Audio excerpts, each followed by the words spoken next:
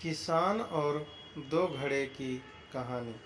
एक गांव में एक किसान रहता था। वह रोज सुबह सुबह उठकर दूर झरने से साफ पानी लेने जाया करता था। इस काम के लिए वह अपने साथ दो बड़े घड़े ले जाया करता था, जिन्हें वह एक डंडे में बांधकर अपने कंधे पर दोनों तरफ लटका कर लाया करता था। उनमें से एक घड़ा कहीं से थोड़ा सा फूटा था और दूसरा एकदम सही। इसी वजह से रोज घर पहुंचते पहुंचते किसान के पास 1.5 घड़ा पानी ही बच पाता था। ऐसा होना नई बात नहीं थी। इसके 2 साल बीत चुके थे। सही घड़े को इस बात का बहुत घमंड था। उसे लगता था कि वह पूरा का पूरा पानी घर पहुंचाता है और उसके अंदर कोई भी कमी नहीं है। वहीं दूसरी तरफ फूटा हुआ घड़ा इस बात से बहुत शर्मिंदा रहता था कि वह आधा पानी ही घर पहुंचा पाता है और किसान की मेहनत बेकार चली जाती है। एक दिन की बात है, वह बहुत दुखी और उदास था। जब परेशानी हद से बढ़ गई तो उसने फैसला किया कि वह किसान से माफ़ी मांगेगा। किसान से बोला, मैं बहुत शर्मिंदा हूँ, मैं आपसे माफ़ी मांगना चाहता हूँ। तो किसान ने पूछा, भाई तुम किस बात से शर्मिंदा हो?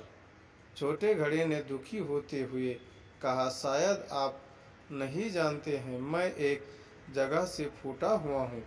पिछले 2 सालों से मुझे जितना पानी पहुँचाना चाहिए था, मैं सिर्फ उसका आधा ही पहुँचा पाता हूँ और मेरे अंदर यह बहुत बड़ी कमी है। इस वजह से आपकी मेहनत बर्बाद होती रहती है। किसान को घड़े की बात सुनकर बहुत दुख हुआ और बोला, इतना परेशान न होना भी ठीक नहीं है। चलो तुम्हारी उदासी दूर करते हैं।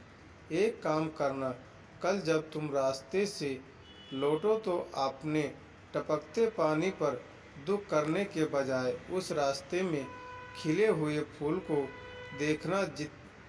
कितने खुशबूदार, कितने खूबसूरत, कितने प्यारे, और साथ ही पास में छोटे छोटे पौधे देखना। घड़े ने किसान की बात मानने का फैसला किया। रास्ते भर सुंदर फूलों को देखता हुआ आया। ऐसा करने से उसकी उदासी थोड़ा कम हुई, पर घर पहुंचते पहुंचते उसके अंदर से आधा पानी गिर चुका था। वह फिर से मायूस हो गया और किसान से क्षमा मांगने लगा। और किसान बोला, शायद तुमने रास्ते पर ध्यान नहीं दिया। रास्ते में जितने भी फूल थे बस तुम्हारी तरह ही थे। सही घड़े की तरह एक भी फूल नहीं थे। जानते हो ऐसा क्यों?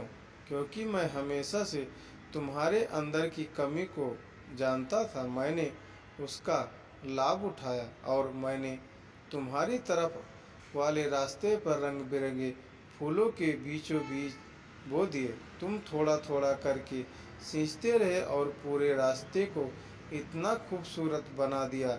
आज तुम्हारी ही वजह से मैं इन फूलों को भगवान को अर्पित कर पाता हूँ और अपना घर सुंदर बना पाता हूँ। तुम ही सोचो, अगर तुम जैसे हो वैसे ना होते तो भला क्या मैं यह सब कुछ कर पाता? और ऐसी कहानी सुनने के लिए प्लीज़ हमारे चैनल को लाइक, कमेंट, सब्सक्राइब करें। जय हिंद, जय भारत। फिर मिलेंगे एक और नई कहानी के साथ।